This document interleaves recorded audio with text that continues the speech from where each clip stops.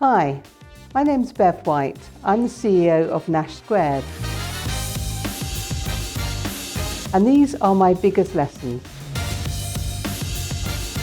I'll start with being open with people.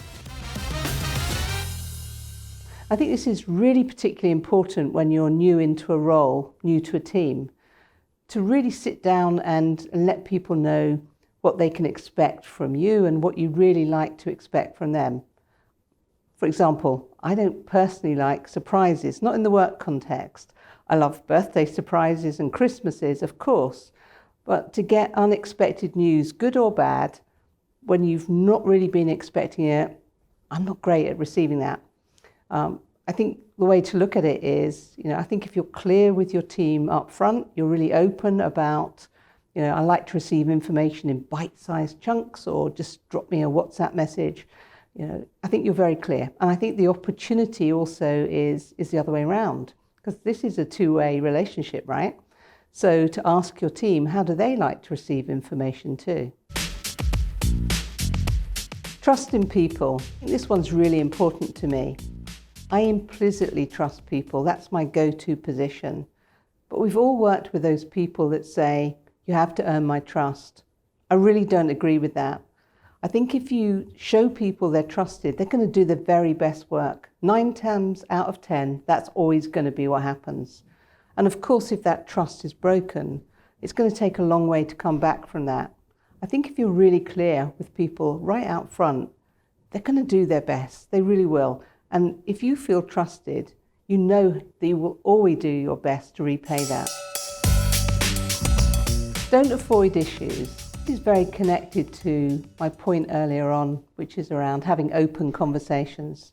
I think if something isn't working, say for example, somebody isn't performing, you owe them the opportunity to have that conversation, being honest, being straightforward about replaying what you're concerned about. I think this is really important.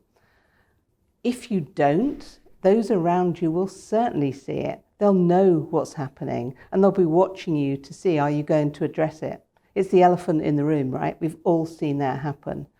So sitting down, being honest, being straightforward and dealing with the issues, the unspoken challenges that people see around a business is an important part of being a leader. The power of storytelling. As a leader, I find this a really important tool. There was someone that I had in my life who became a really strong mentor, an American called Doug. And I remember I was really deep in a project one day and he said, let me tell you about the woodcutter. And I thought, really, I haven't got time for this. But as he started to talk, I started to think more about the message behind the story of the woodcutter. And what he was saying to me was continuing to do the same thing over and over wasn't going to get me a better result. I needed to go back and rethink it. I've used this power of storytelling throughout my career. I think if you use ideas and concepts, it can really bring a message home in a way that just simply telling doesn't. Embrace diversity. As a woman that started out in tech, I'm very consciously aware and really passionate about doing my part. After all, today, only 12% of tech leaders are women. This is something I can help with, and here at Nash Squared, we're always talking to our clients, our candidates, and ourselves about what we can do to create a more inclusive workplace. Take flexible working, for example. If you think about the needs of parents, of carers, you can shape the work around those times of their availability and really make them feel at home, be part of the workforce, not excluded from it. I think it's a really important part, and it's a lesson we've all learned in the last 2 years.